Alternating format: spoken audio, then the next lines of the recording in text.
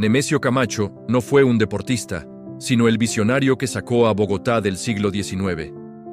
Un niño que quedó huérfano a los 13 años y que con disciplina de hierro se convirtió en el gran gerente de la nación. Electrificó el tranvía, construyó ferrocarriles y saneó las finanzas del país. Hoy descubrirás cómo un abogado serio y una fortuna bien administrada terminaron convirtiendo un simple potrero de vacas en el templo donde millones gritan gol, el Estadio Nemesio Camacho El Campín. En noviembre del año 1869, en medio de la neblina perpetua y el frío penetrante del municipio de Subachoque, nació un niño llamado Nemesio Camacho Macías. Su llegada al mundo no fue un evento de pura alegría, sino que estuvo marcada por un dolor profundo y silencioso que acompañaría sus primeros pasos. La madre, doña Isabel Macías, falleció ese mismo año, dejando al recién nacido al cuidado exclusivo de su padre, don Silverio Camacho. Desde su primer aliento, Nemesio conoció la fragilidad de la vida. No creció arrullado por los brazos maternos, sino bajo la mirada protectora pero solitaria de un padre que debía ser al mismo tiempo figura de autoridad y fuente de afecto en una hacienda ganadera de la Cundinamarca del siglo XIX. La infancia de Nemesio no fue la de un niño común que juega despreocupado en los prados. Fue la infancia de un observador silencioso. Vivía en la hacienda de su padre, rodeado de peones, ganado y cultivos, en un país que apenas intentaba definirse como nación. Don Silverio Camacho era un hombre de trabajo, un hacendado respetado que poseía tierras y una fortuna considerable, pero que vivía con la sobriedad propia de la gente del altiplano. Él se convirtió en el único referente del pequeño Nemesio. Padre e hijo formaron un vínculo estrecho, forjado en las largas jornadas de recorrido por los linderos de la propiedad, donde el niño aprendía, casi por ósmosis, el valor de la tierra y la responsabilidad que implicaba poseerla. Sin embargo, el destino tenía reservada una segunda prueba, aún más dura, para el joven Camacho. En el año 1882, cuando Nemesio apenas contaba con 13 años de edad y empezaba a dejar atrás la niñez para entrar en la adolescencia, su padre, don Silverio, falleció. La muerte de su padre lo dejó en una situación de orfandad absoluta. De un momento a otro, el muchacho se encontró solo en el mundo, heredero de un apellido y unos bienes, pero desprovisto de la guía directa de sus progenitores. Esta tragedia temprana fue el crisol donde se fundió su carácter. Nemesio no tuvo el lujo de una juventud rebelde o irresponsable. La vida lo obligó a madurar de golpe, a entender que su futuro dependía de su capacidad para mantenerse firme ante la adversidad. Tras la muerte de su padre, la vida de Nemesio cambió radicalmente de escenario. Dejó los paisajes abiertos y verdes de Subachoque para trasladarse a la ciudad de Bogotá, quedando bajo la tutela y el cuidado de parientes cercanos que asumieron la responsabilidad de su crianza y educación. La Bogotá a la que llegó el joven huérfano era una ciudad conventual, de calles estrechas y empedradas, donde el tañido de las campanas marcaba el ritmo del día y la noche. Para un niño acostumbrado a la libertad del campo, la ciudad debió parecerle una jaula de piedra y teja, pero Nemesio, con esa resiliencia que ya empezaba a mostrar, se adaptó rápidamente a su nueva realidad. Sus tutores, conscientes de la importancia de brindarle una estructura sólida a un joven con su patrimonio y su soledad, lo matricularon en el Colegio Mayor de San Bartolomé. Esta institución no era simplemente un colegio, era el bastión de la educación tradicional en Colombia, un lugar donde la disciplina era férrea y el estudio de los clásicos era obligatorio. Ingresar al San Bartolomé significaba someterse a un régimen estricto de horarios, oraciones y estudios latinos. Allí, Nemesio Camacho no era tratado como el rico heredero de tierras, sino como un estudiante más que debía probar su valía a través del intelecto y la conducta. En los claustros del San Bartolomé, Nemesio encontró un refugio en los libros. La soledad de su orfandad lo convirtió en un joven introspectivo, serio y estudioso. Mientras otros compañeros gastaban sus energías en travesuras, él dedicaba su tiempo a entender la historia y las letras. Sus profesores notaron pronto que aquel muchacho de Subachoque tenía una mente clara y un juicio sereno. impropio para su corta edad. La educación jesuita le inculcó un sentido del deber y una moralidad inquebrantable que se convertirían en los pilares de su vida adulta. Aprendió que el orden era esencial para el progreso y que la anarquía, tanto personal como social, conducía inevitablemente a la ruina. Al terminar su bachillerato, Nemesio Camacho se enfrentó a la decisión de qué camino profesional tomar. Con una fortuna esperándolo y sin padres a quienes rendir cuentas, podría haber optado por una vida de rentista, viviendo cómodamente de los ingresos de sus haciendas. Pero el ocio no estaba en su naturaleza. Nemesio sentía la necesidad de formarse, de entender las leyes que gobernaban la sociedad y los negocios. Fue así como decidió ingresar a la universidad para estudiar Derecho. Su elección recayó en la Universidad Externado de Colombia, una institución de corte liberal que contrastaba con la educación conservadora que había recibido en el colegio. El paso por el externado fue fundamental para abrir su mente a las nuevas ideas que circulaban en el mundo. Allí, rodeado de pensadores progresistas y en un ambiente de debate académico, Nemesio perfeccionó su intelecto. No se limitó a memorizar códigos. Se interesó por la economía política, la administración pública y el papel del Estado en el desarrollo. En el año 1890 recibió su título de abogado. Era un profesional joven, culto y preparado, listo para asumir el control total de su destino y de su patrimonio. Pero la vida en Colombia nunca ha sido tranquila, y la juventud de Nemesio coincidió con un periodo de intensa agitación política. Las guerras civiles eran una constante que interrumpía la vida nacional. Nemesio, a pesar de su perfil de hombre de leyes y negocios, no fue ajeno a la pasión política de su tiempo. Su compromiso con sus ideales y su sentido del honor lo llevaron a participar en los conflictos que sacudían al país. En la Guerra Civil de 1895, interrumpió su incipiente carrera profesional para enlistarse. No lo hizo por sed de sangre, sino por convicción. Esta experiencia en el frente, aunque breve en comparación con su larga vida civil, le enseñó sobre el liderazgo en situaciones de crisis, la logística de mover recursos y la cruda realidad de un país fragmentado. Al regresar a la vida civil, Nemesio Camacho se enfocó en organizar lo que sería la base de su poder: la administración de sus bienes. Al ser huérfano y heredero único de una gran parte del patrimonio familiar, tuvo que aprender a negociar con arrendatarios, a supervisar cosechas y a manejar flujos de caja desde muy joven. No tuvo un padre que le enseñara los trucos del negocio paso a paso. Tuvo que aprenderlos enfrentándose a los problemas reales, cometiendo errores y corrigiéndolos sobre la marcha. Esta autoformación empresarial fue tan valiosa como sus estudios de derecho. Comprendió que la riqueza no era estática, que las fincas necesitaban inversión y que el dinero debía moverse con prudencia para multiplicarse. En el ámbito personal, Nemesio buscó construir la familia que el destino le había negado en su infancia. Contrajo matrimonio con doña Leonilde Matiz Laverde en 1893. Leonilde no fue solo su esposa, sino su compañera de vida y el ancla emocional que tanto necesitaba. Juntos formaron un hogar sólido, lejos de la frivolidad de los salones de moda. Nemesio era un hombre de costumbres austeras. No le gustaba el derroche ni la ostentación. Vestía siempre de manera impecable, generalmente de oscuro, proyectando la imagen de seriedad y confianza que lo caracterizaba. La estabilidad de su matrimonio le permitió concentrarse en sus negocios y en su creciente interés por los asuntos públicos. Hacia finales del siglo XIX, Nemesio Camacho ya era una figura reconocida en Bogotá. No era el típico político que vivía del discurso, ni el terrateniente ausente que solo aparecía para cobrar la renta. Era una mezcla rara de ambos mundos. Un abogado litigante capaz de redactar los contratos más complejos y un hacendado que conocía el precio del ganado y los ciclos de la lluvia. Su bufete de abogados se convirtió en un punto de referencia para la élite bogotana. La gente confiaba en él porque sabían que su juicio no estaba nublado por la necesidad económica.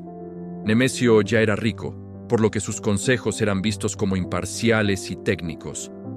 su reputación de hombre íntegro y excelente administrador comenzó a llamar la atención de los gobiernos de turno. El país, devastado tras la Guerra de los 1000 días que cerró el siglo, necesitaba desesperadamente hombres capaces de reconstruir la economía y la infraestructura. Bogotá, en particular, era una ciudad que pedía a gritos modernización. El sistema de transporte era precario, los servicios públicos eran deficientes y la planificación urbana era casi inexistente. Fue en este escenario de posguerra y reconstrucción donde el nombre de Nemesio Camacho empezó a barajarse para responsabilidades mayores que iban más allá de sus intereses privados. Nemesio observaba con atención el crecimiento de la ciudad. Veía cómo los viejos tranvías de mulas se quedaban cortos para una población que aumentaba. Veía la necesidad de conectar el centro con las afueras, de crear espacios para el esparcimiento y de organizar las finanzas públicas. Su mente, entrenada en la lógica del derecho y en la practicidad del campo, empezó a visualizar soluciones. No sabía aún que él sería el protagonista principal de esa transformación, pero se estaba preparando para ello. Cada negocio que cerraba, cada litigio que resolvía y cada cosecha que administraba eran un escalón más en su preparación para convertirse en el gran gerente de la ciudad. El joven huérfano de Subachoque había sobrevivido a la soledad, a la rigidez del colegio jesuita, a las exigencias de la universidad y a la violencia de la guerra. Se había forjado a sí mismo, transformando la adversidad en disciplina. Ahora, convertido en un hombre maduro, con una familia estable y una fortuna consolidada, estaba listo para dejar su huella en la historia. La etapa de formación había terminado. La etapa de construcción de su legado público estaba a punto de comenzar. Bogotá esperaba a su gran transformador, y Nemesio Camacho, con su sombrero de paño y su mirada tranquila, estaba listo para responder al llamado.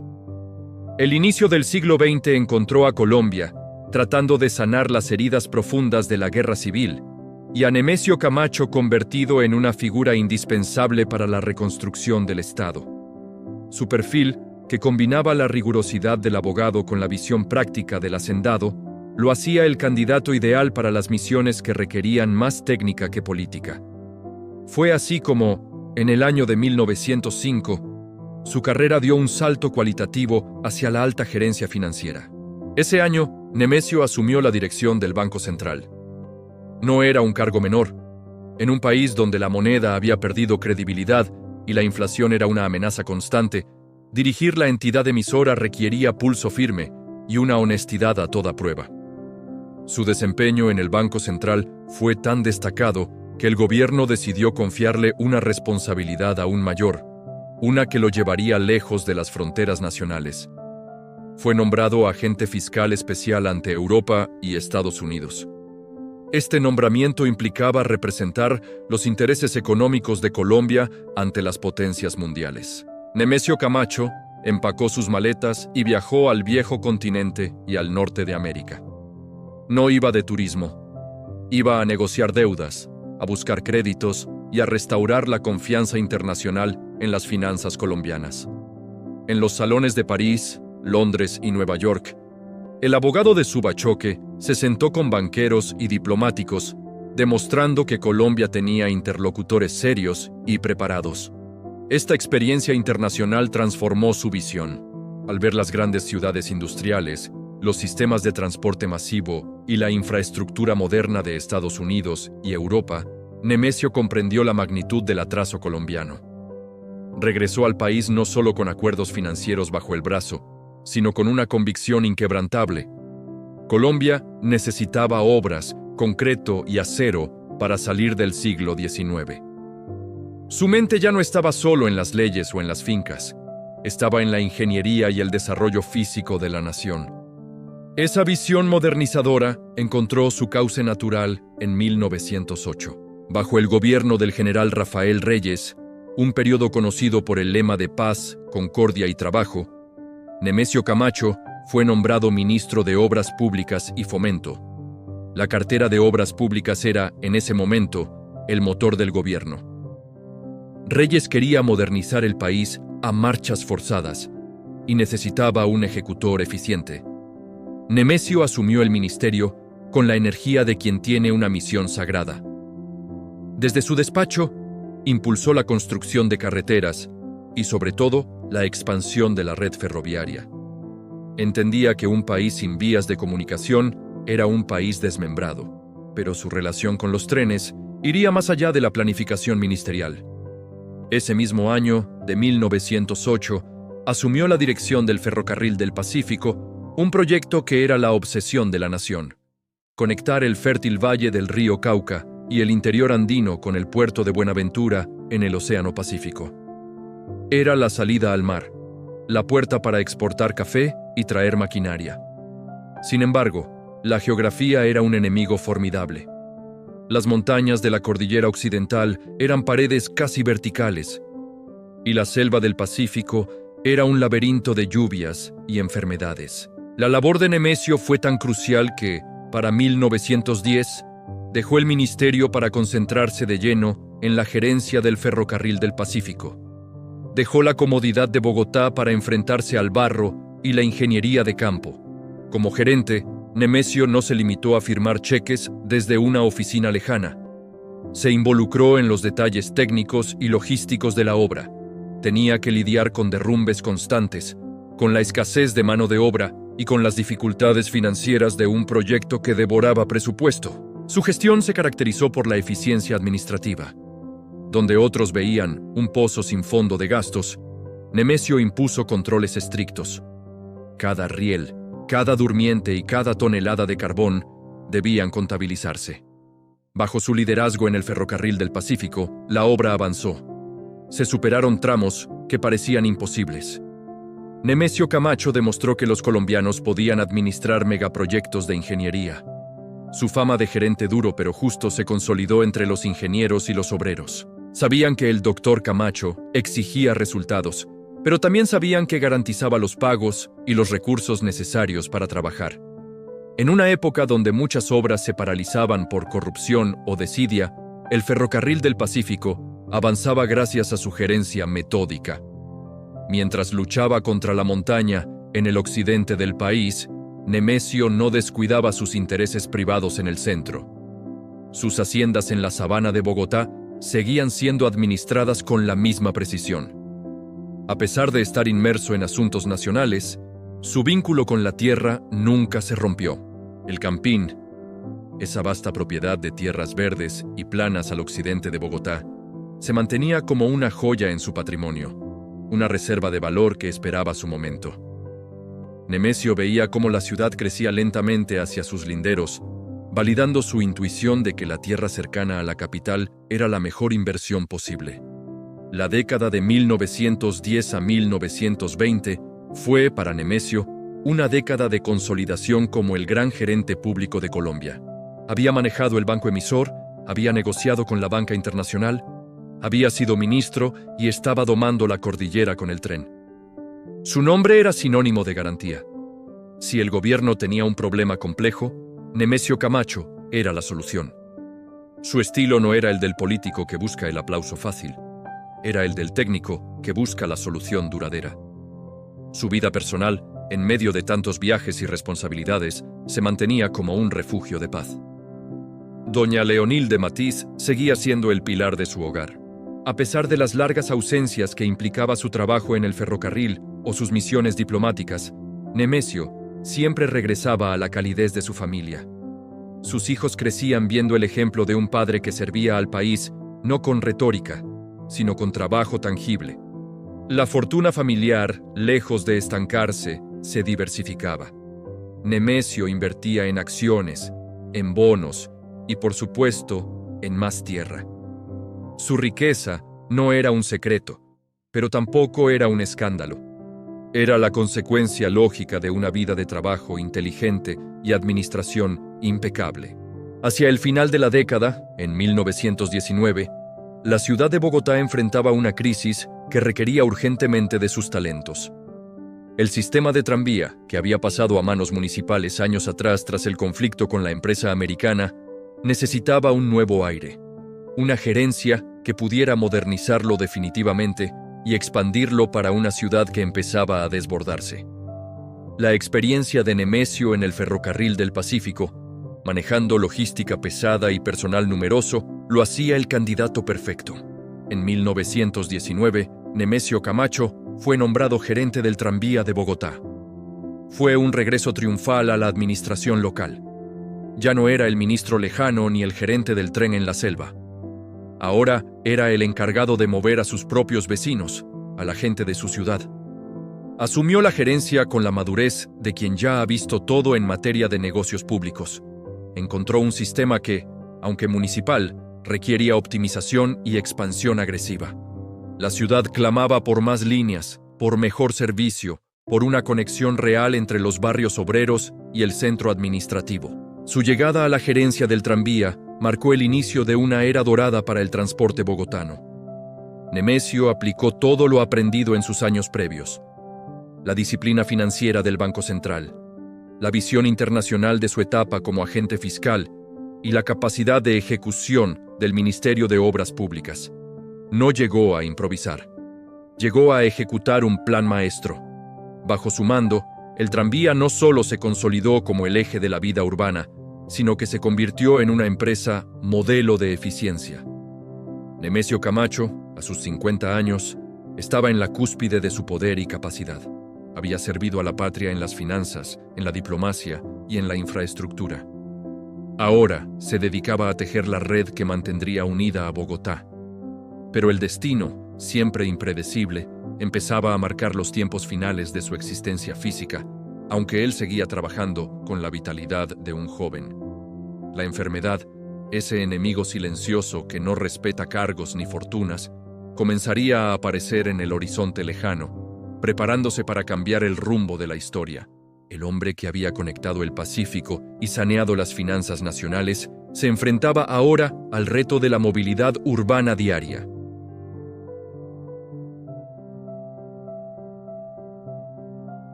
El año de 1919 marcó el regreso de Nemesio Camacho a la gestión urbana, pero esta vez con una autoridad indiscutible.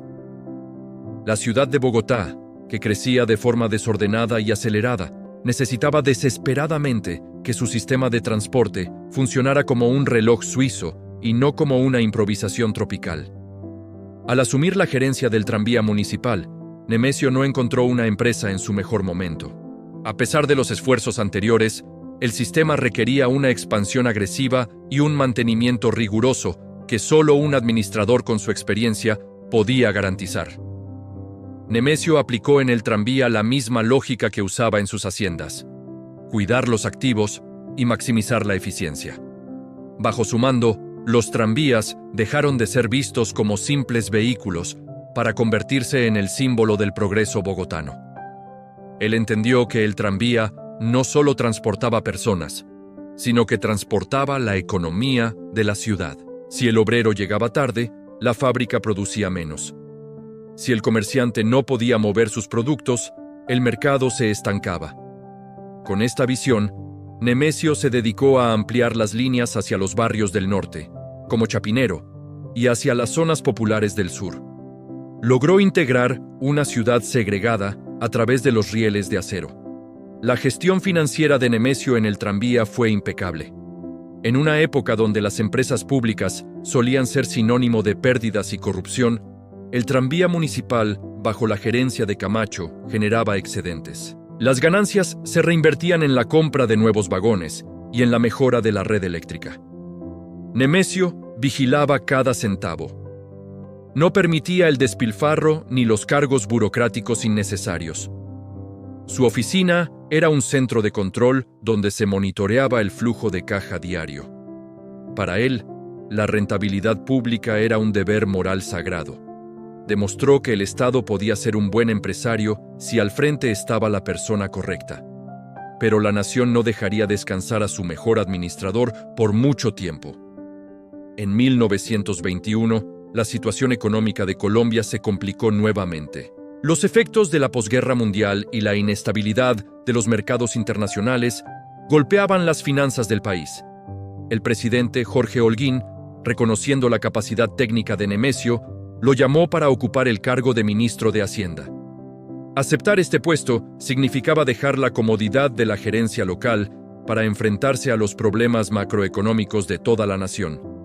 Nemesio, fiel a su sentido del servicio, aceptó. Su paso por el Ministerio de Hacienda entre 1921 y 1922 fue breve pero contundente. Nemesio Camacho era un defensor de la ortodoxia financiera. No creía en imprimir billetes sin respaldo para crear una falsa sensación de riqueza. Su política se basó en la austeridad y en el cumplimiento estricto de las obligaciones de deuda externa. Sabía que la credibilidad de Colombia ante los bancos de Estados Unidos y Europa dependía de la seriedad con la que se manejaran las cuentas. Durante su ministerio, trabajó incansablemente para equilibrar el presupuesto y evitar que la inflación devorara los ingresos de los colombianos más pobres. Al terminar su labor ministerial, Nemesio decidió que había llegado el momento de empezar a retirarse de la primera línea de la vida pública. Había servido como gerente de bancos, de ferrocarriles, de tranvías y como ministro. Había entregado sus mejores años y su salud al Estado. A mediados de la década de 1920, Nemesio volcó su atención hacia sus negocios privados y, en especial, hacia la administración de sus propiedades rurales. Entre todas sus posesiones, había una que destacaba por su ubicación estratégica y su extensión: la hacienda El Campín. En aquellos años, El Campín no era el centro urbano vibrante que conocemos hoy. Era una finca de recreo y producción ubicada en las afueras de la ciudad. Era un lugar de silencio, viento frío y pastos verdes. Allí, Nemesio tenía ganado de excelente calidad y cultivos que abastecían a la ciudad. Pero Nemesio no veía esa tierra solo como una granja. Con su ojo entrenado por años de urbanismo práctico, sabía que la ciudad de Bogotá, esa mancha urbana que él había ayudado a expandir con el tranvía, pronto llegaría hasta las cercas de su hacienda. La ciudad se movía hacia el occidente y el norte, y El Campín estaba justo en el camino del progreso. La vida de Nemesio en estos años de retiro parcial era la de un patriarca respetado. Pasaba sus días revisando las cuentas de sus negocios, compartiendo con su esposa Leonilde y aconsejando a su hijo Luis Camacho Matiz, quien ya se perfilaba como el heredero de su visión y su fortuna. Luis no era solo su hijo, era su aprendiz. Nemesio se encargó de transmitirle no solo los títulos de propiedad, sino la filosofía de administración que había guiado su vida: la honestidad, el trabajo duro y la responsabilidad social de la riqueza. La década de los años 20 en Colombia fue conocida como la danza de los millones. El país recibió una indemnización millonaria de Estados Unidos por la pérdida de Panamá, valorada en $25 millones de la época. Este flujo de capital trajo una bonanza económica sin precedentes. Nemesio, con su prudencia característica, no se dejó deslumbrar por el dinero fácil que circulaba. Mientras otros gastaban en lujos desmedidos, él consolidaba su patrimonio. Entendía que las bonanzas eran pasajeras, pero la tierra y las inversiones sólidas eran eternas. Su fortuna, calculada en varios miles de dólares de aquel tiempo, estaba segura gracias a su conservadurismo financiero. Sin embargo, el tiempo y el trabajo incesante comenzaron a pasar factura a su cuerpo. Hacia finales de la década, la salud de Nemesio Camacho empezó a deteriorarse. A pesar de su vitalidad mental, su físico ya no respondía con la misma energía de antes. Los médicos en Bogotá, aunque competentes, tenían limitaciones técnicas. La familia, preocupada por el bienestar del patriarca, empezó a considerar la opción de buscar tratamiento en el extranjero. Europa seguía siendo el referente de la medicina avanzada, y París, la ciudad luz, era el destino natural para un hombre de su posición y cultura. La decisión de viajar a Francia no fue fácil. Implicaba un viaje largo y agotador en barco, cruzando el Océano Atlántico. y alejarse de sus negocios y su tierra. Pero Nemesio, pragmático hasta el final, entendió que era necesario. En 1929 organizó sus asuntos, dejó instrucciones claras a su hijo Luis sobre el manejo de las haciendas y emprendió el viaje. Se despidió de Bogotá, la ciudad que había visto transformarse de una aldea de barro a una capital con tranvías eléctricos y edificios modernos, sin saber que no volvería a verla. El viaje a París fue una travesía melancólica. Nemesio, un hombre que siempre había tenido el control, ahora dependía de los cuidados de otros. Al llegar a la capital francesa, se instaló para recibir tratamiento médico. París en 1929 era el centro del mundo. Una ciudad vibrante que contrastaba con la sobriedad bogotana. Pero Nemesio no estaba allí para disfrutar de los cafés ni de la vida bohemia. Estaba allí luchando su última batalla. Esta vez no contra una crisis económica o un problema de ingeniería, sino contra la fragilidad de su propia existencia. A pesar de los esfuerzos de los médicos franceses y de la atención constante de su familia, su condición no mejoró. El cuerpo del gran gerente estaba cansado.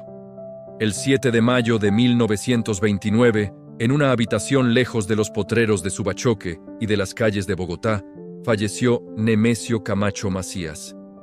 Tenía 59 años. Murió siendo un hombre inmensamente rico, respetado por sus adversarios políticos y admirado por sus colaboradores. La noticia de su muerte viajó a través del cable submarino y llegó a Colombia, causando un profundo impacto. Los periódicos de la época reseñaron el fallecimiento no solo de un exministro, sino de un constructor de nación. Se destacaba su probidad, su capacidad de trabajo y su visión de futuro. Bogotá entró en luto. Las banderas de los edificios públicos se izaron a media asta y el tranvía municipal, la empresa que él había salvado, operó con crespones negros en señal de duelo. Con la muerte de Nemesio Camacho, se cerraba un ciclo vital, pero se abría uno histórico. Su cuerpo físico había dejado de existir, pero su patrimonio estaba intacto y listo para cumplir un propósito mayor. La hacienda, El Campín, seguía allí, verde y extensa, esperando su destino. El heredero, Luis Camacho Matiz, recibió el peso del apellido y de la fortuna con la responsabilidad de honrar la memoria de su padre. No sabía aún que la mejor forma de hacerlo sería a través de un regalo monumental a la ciudad que Nemesio tanto amó. Nemesio Camacho no murió viendo su nombre en un estadio. Murió como un abogado y empresario exitoso que creía en el orden y el progreso. Fue su vida de acumulación honesta y gestión eficiente la que permitió que, años después, su apellido se convirtiera en un ícono popular. Si Nemesio no hubiera cuidado cada peso del tranvía, si no hubiese administrado bien sus fincas, no habría existido la fortuna necesaria para la donación que cambiaría la historia del deporte colombiano. El niño huérfano de Subachoque, que llegó a ser el gerente de la nación, había descansado finalmente. Pero la historia de su legado, esa que involucra multitudes, goles y pasiones, apenas estaba por comenzar. La tierra de El Campín estaba lista para dejar de ser pasto de vacas y convertirse en el terreno sagrado del fútbol bogotano. Ahora, la responsabilidad recaía en las manos de su hijo Luis, quien tendría que tomar la decisión más importante de la historia familiar: desprenderse de la joya de la corona para inmortalizar a su padre. Su hijo, Luis Camacho Matiz, asume la administración del patrimonio familiar en una Bogotá que se prepara frenéticamente para celebrar sus 400 años de fundación. La ciudad necesita urgentemente un gran escenario deportivo para los Juegos Bolivarianos de 1938, pero carece de terrenos adecuados. Veremos cómo Luis, honrando la memoria de su padre, toma la decisión histórica de donar las tierras de la hacienda El Campín, imponiendo una condición inquebrantable que grabaría el nombre de Nemesio Camacho en la historia para siempre. Tras la muerte de Nemesio Camacho en París, en mayo de 1929, el luto cubrió a la familia, pero la vida de la ciudad y los negocios no se detuvo. El cuerpo del patriarca descansaba, pero su legado material quedó en manos de su hijo, Luis Camacho Matiz. Luis no era simplemente el heredero de una fortuna. era el custodio de una tradición de honorabilidad y servicio público que su padre había construido durante décadas. Entre los activos que pasaron a sus manos estaba la vasta hacienda conocida como El Campín. A principios de la década de 1930, El Campín seguía siendo un terreno rural. Era un paisaje de potreros verdes, cercas de madera y ganado que pastaba tranquilamente bajo el cielo gris de la sabana. Sin embargo, la ubicación de estas tierras era cada vez más estratégica. La ciudad de Bogotá, que durante siglos se había mantenido confinada en el centro histórico y sus alrededores, empezaba a estirarse hacia el norte y el occidente. Los terrenos de los Camacho, que antes parecían lejanos, ahora estaban en la mira del desarrollo urbano. Cualquier urbanizador habría pagado una fortuna en dólares por esos metros cuadrados para construir casas y avenidas. Pero el destino de esas tierras no sería el ladrillo residencial. La ciudad de Bogotá se acercaba a un hito monumental. En 1938 se cumplirían 400 años de la fundación de la capital por Gonzalo Jiménez de Quesada. El gobierno nacional y la alcaldía querían celebrar este cuarto centenario por todo lo alto. No querían una simple fiesta, querían una transformación urbana que demostrara que Colombia era una nación moderna. Se planearon grandes obras, la ciudad universitaria, nuevas avenidas y parques. El ambiente era de euforia progresista. Dentro de este paquete de celebraciones había un compromiso internacional ineludible. Bogotá había sido elegida como la sede de los Juegos Bolivarianos. Este evento deportivo reuniría a atletas de las naciones libertadas por Simón Bolívar: Colombia, Venezuela, Ecuador, Perú, Bolivia y Panamá. Era la oportunidad de oro para que Bogotá se mostrara ante sus vecinos como una capital capaz y desarrollada. Sin embargo, había un problema grave. La ciudad no tenía un estadio digno para albergar un evento de esa magnitud. Los escenarios existentes, como el viejo Estadio de la Merced o los campos improvisados en el Bosque de la Independencia, eran pequeños, anticuados y de propiedad privada o restringida. No tenían la capacidad para recibir a miles de espectadores ni las condiciones técnicas para competencias de atletismo y fútbol de alto nivel. La vergüenza internacional de no tener dónde jugar los Juegos se cernía sobre la administración municipal.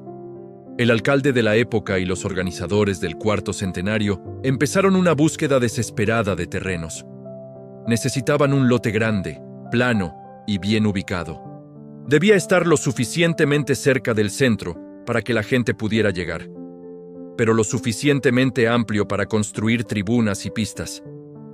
Los ingenieros y planificadores pusieron sus ojos en la zona de Teusaquillo y sus alrededores. Allí, las tierras de la familia Camacho cumplían con todos los requisitos técnicos. Eran perfectas. El municipio se acercó a Luis Camacho Matiz para negociar. Luis se encontraba ante una encrucijada. Podía vender las tierras al municipio y ganar una suma considerable de dinero, aumentando aún más la fortuna que su padre le había dejado. O podía venderlas a constructores privados por un precio incluso mayor. Sin embargo, Luis recordaba las lecciones de Nemesio. Su padre no había sido un hombre avaricioso, había sido un servidor público, el hombre que electrificó el transporte y conectó el país con trenes. Nemesio siempre había creído que la riqueza conllevaba una responsabilidad con la sociedad. En un gesto que definiría la historia del deporte colombiano, Luis Camacho Matiz tomó una decisión sorprendente. No vendería la tierra, la regalaría, pero este regalo no sería un cheque en blanco. Luis vio en la necesidad de la ciudad la oportunidad perfecta para rendirle el homenaje definitivo a su padre. Entendió que el dinero se gasta y se olvida, pero un monumento público perdura en el tiempo. La negociación se centró entonces en las condiciones de la donación. Luis ofreció al municipio de Bogotá el lote de terreno necesario para la construcción del estadio y sus zonas aledañas. A cambio, no pidió dólares ni exenciones de impuestos. Pidió memoria. Exigió que el escenario deportivo, que se construyera sobre los pastos de su familia, llevara obligatoria y perpetuamente el nombre de su padre: Estadio Nemesio Camacho. El acuerdo se formalizó legalmente el 9 de diciembre de 1937. En la Notaría Segunda de Bogotá se firmó la escritura pública número 3244. Fue un acto solemne. En ese documento quedó plasmada la voluntad de Luis Camacho Matiz y la aceptación del municipio de Bogotá. La cláusula era clara y contundente.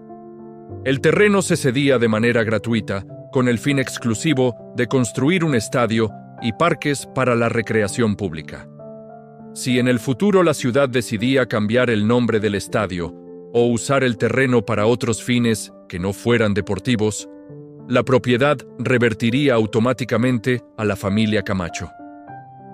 Con la escritura firmada, la carrera contra el tiempo comenzó. Era diciembre de 1937 y los Juegos Bolivarianos estaban programados para agosto de 1938. Quedaban menos de 9 meses para construir un estadio desde cero. La tarea recayó en el arquitecto Federico Germán Rivadeneira. El desafío era titánico. El terreno, aunque plano, era húmedo y blando, típico de la sabana. Había que drenar, cimentar y levantar estructuras de concreto en tiempo récord. El sitio de la obra se llenó de obreros, ingenieros y maquinaria. El silencio bucólico de la antigua hacienda se rompió con el ruido de las palas y las mezcladoras de cemento. La ciudad entera seguía con expectación el avance de las obras.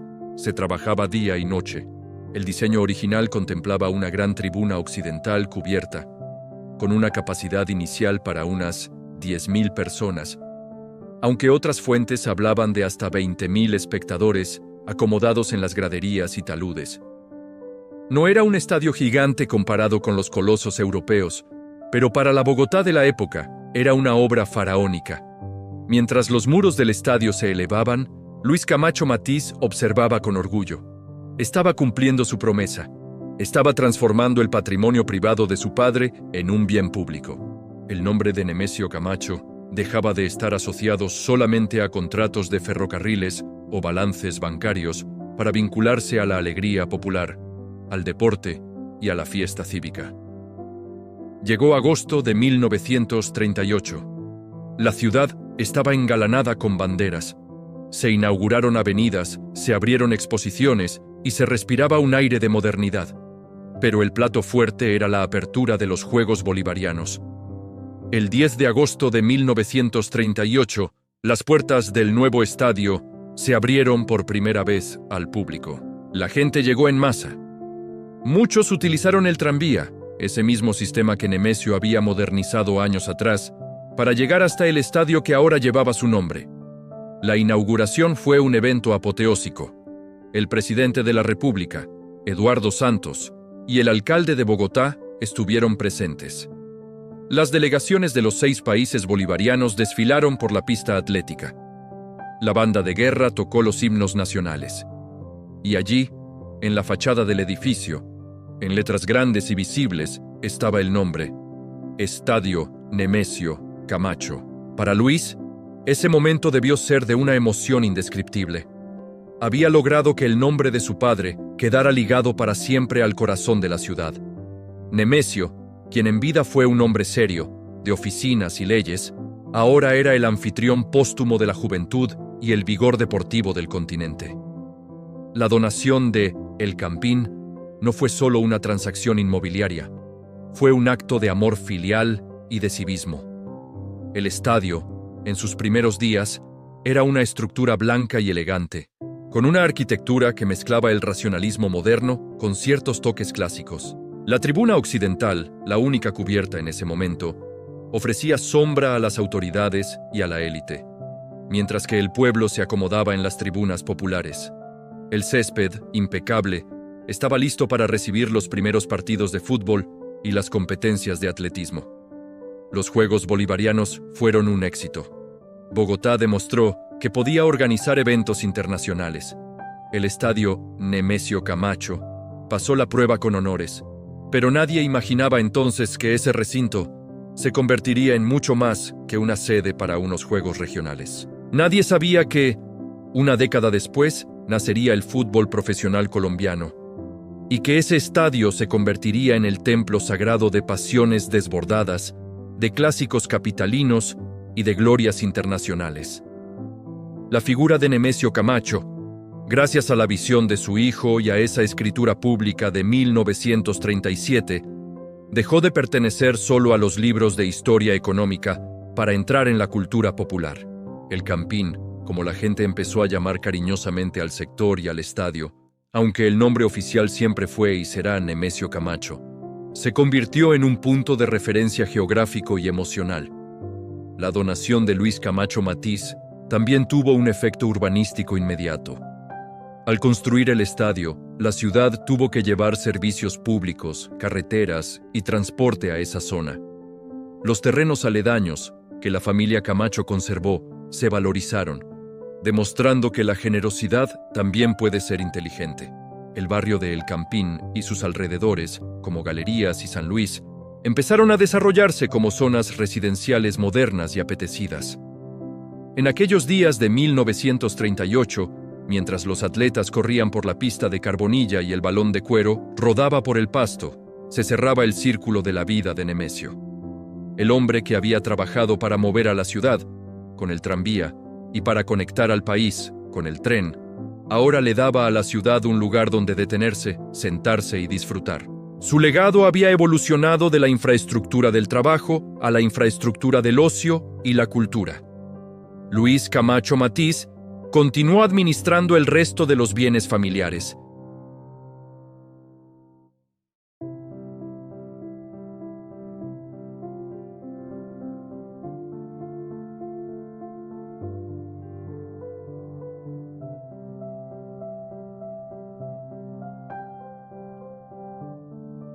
La cláusula de reversión funcionó como un escudo protector a lo largo de las décadas, impidiendo que políticos o constructores cambiaran el destino del terreno. El 10 de agosto de 1938, las puertas del estadio Nemesio Camacho se abrieron, pero la verdadera vida del recinto apenas comenzaba. La estructura inicial, aunque moderna para su tiempo, era solo la semilla de lo que llegaría a ser. Tras el éxito de los Juegos Bolivarianos, el estadio corría el riesgo de convertirse en un elefante blanco, una de esas obras que se usan una vez y luego caen en el olvido. Sin embargo, el destino quiso que la donación de la familia Camacho coincidiera con el nacimiento de una industria que cambiaría la cultura nacional: el fútbol profesional. Durante la década de 1940, el fútbol dejó de ser un pasatiempo amateur para organizarse como un negocio serio. En 1948 se fundó la División Mayor del Fútbol Colombiano. El estadio, ubicado en los terrenos de la antigua hacienda, se convirtió en la casa natural de los dos equipos más grandes de la capital: Independiente Santa Fe y Millonarios. El 15 de agosto de 1948, el estadio vibró con el primer campeonato profesional. La gente empezó a peregrinar cada domingo hacia la calle 57, consolidando una rutina que mezclaba la misa matutina con el partido vespertino. El nombre Nemesio Camacho empezó a imprimirse en miles de boletas cada semana, entrando en los hogares de ricos y pobres por igual. Pero la verdadera explosión de fama, aquella que pondría el apellido Camacho en los diarios del mundo entero, llegó en 1949. Colombia entró en una era conocida como El Dorado. Debido a una huelga de futbolistas en Argentina, las grandes estrellas del sur del continente emigraron hacia el norte. Los clubes colombianos, con las chequeras llenas, contrataron a los mejores jugadores del planeta. De pronto, sobre la grama que antes era pasto de las vacas de Nemesio, corrían leyendas vivientes como Alfredo Di Stéfano, Adolfo Pedernera y Néstor Raúl Rossi. El estadio Nemesio Camacho se convirtió, durante unos años, en el mejor escenario futbolístico del mundo. Millonarios, el equipo local, fue bautizado como el Ballet Azul por la elegancia de su juego. Equipos de Europa, como el Real Madrid, cruzaban el Océano Atlántico solo para jugar en Bogotá. El negocio del espectáculo deportivo floreció de una manera que ni el propio Nemesio, con su visión empresarial, habría podido calcular. Las tribunas se llenaban a reventar. El dinero circulaba en dólares y pesos, moviendo la economía de vendedores, transportadores y empresarios. La empresa insignia, póstuma de Nemesio, ya no era un tranvía ni un tren, sino una fábrica de emociones masivas. Ante tal avalancha de público, el estadio original de 1938 se quedó pequeño. La ciudad, que crecía vertiginosamente, exigía más espacio. En 1951 se llevó a cabo la primera gran remodelación. Las tribunas de madera y piedra dieron paso a estructuras de concreto más amplias. La capacidad aumentó para albergar a más de 40.000 almas. El estadio crecía al mismo ritmo que la reputación de su nombre.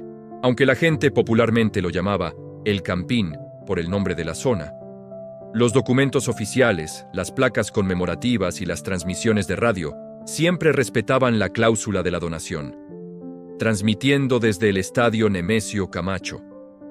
La década de 1960 trajo consigo una nueva transformación.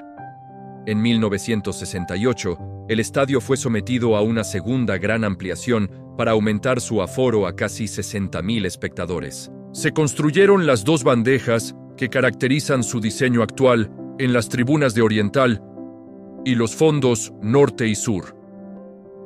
Esta obra de ingeniería convirtió al estadio en un coloso de concreto. La inversión fue millonaria y financiada con recursos públicos, pero siempre sobre el suelo donado por los Camacho. La familia, representada por las siguientes generaciones, vigilaba silenciosamente que se respetara la voluntad del abuelo y del padre. Hubo intentos políticos de cambiar el nombre, de vender partes del lote para centros comerciales o de privatizar el espacio. Pero la escritura pública de 1937 actuó como un escudo impenetrable. El nombre de Nemesio era innegociable. El estadio no solo fue testigo de goles, se convirtió en el ágora moderna de la ciudad. En 1986, el Papa Juan Pablo II visitó Colombia.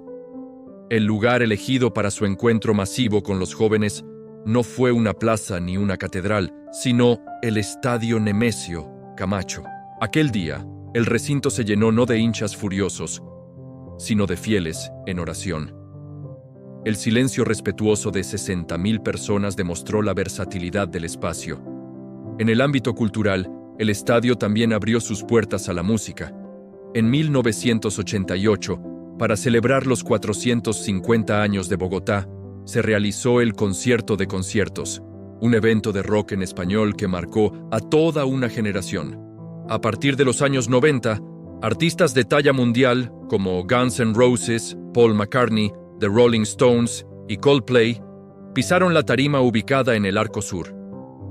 Cada boleta vendida, cada grito de euforia y cada lágrima derramada sucedían sobre la tierra que Nemesio Camacho había cuidado con tanto celo productivo un siglo atrás. Sin embargo, el momento cumbre, la apoteosis definitiva del legado, ocurrió en el año 2001. Colombia organizó la Copa América, el torneo de selecciones más antiguo del mundo. El país atravesaba momentos difíciles de orden público y la realización del torneo estuvo en duda hasta el último minuto. Pero se hizo. La final se jugó en Bogotá, en el estadio Nemesio Camacho. La selección Colombia se enfrentó a México. El estadio era una marea amarilla. Cuando el árbitro pitó el final y Colombia se coronó campeona por primera vez en su historia, el estadio pareció despegar del suelo por la fuerza del festejo. Ese día, el nombre de Nemesio Camacho estuvo en las pantallas de televisión de todo el planeta.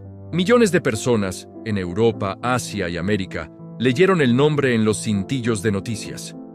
El abogado discreto, el gerente del tranvía, el hombre que no buscaba la fama, había alcanzado la inmortalidad global.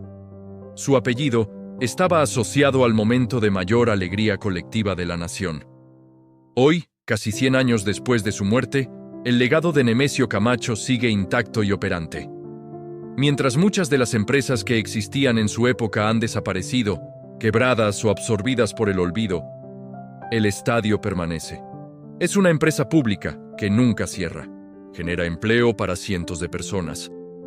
Desde los encargados de la grama hasta las señoras que venden café en las tribunas, pasando por los policías, los periodistas y los directivos de los clubes.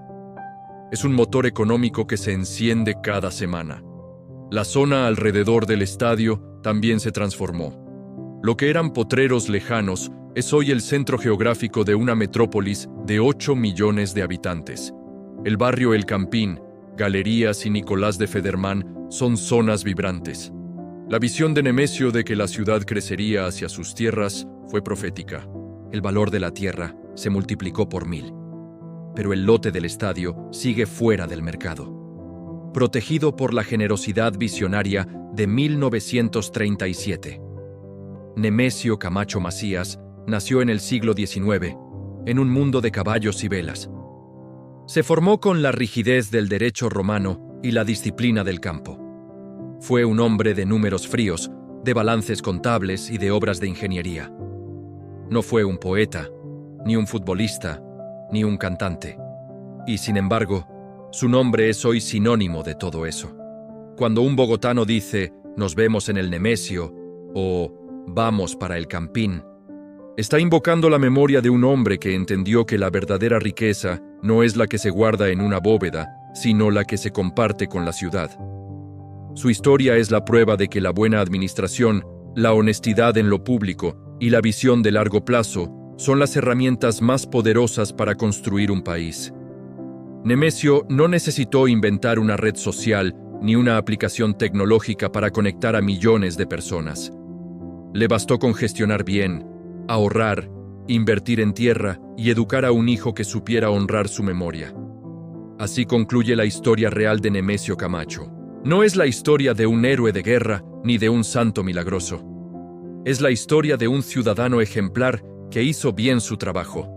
Y a veces, hacer bien el trabajo, con integridad y constancia, es la forma más segura de construir una leyenda que resista el paso implacable del tiempo. En cada gol que se grita en la carrera 30, con calle 57, vive el espíritu del gerente que puso a rodar a Bogotá.